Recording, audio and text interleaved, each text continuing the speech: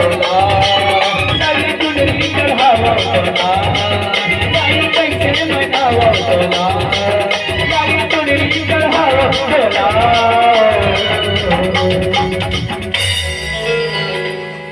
जे माझा शेरावालीला मान करा तर दीदी मंडळीने तो हाथ उठा के बैठी बैठी ताली बजाना चाहिए, ठीक है ना।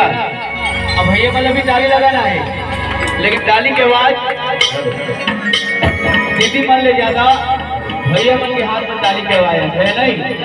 दीदी मन आगे रहना चाहिए ताली में ज्यादा काबर राशन कार्ड में कागज नाम आगे रहते हैं भैया मन के नाम ना, तो दोनों हाथ उठा के ताली लगाना है। बोल का ए बोले भाई बमलाई समलाई ओ मार के बोला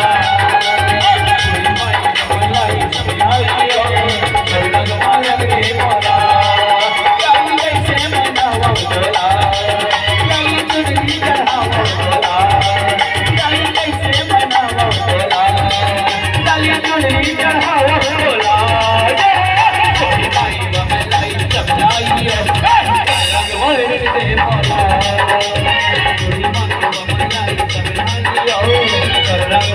बोला बोल सच्चे दरबार की जय।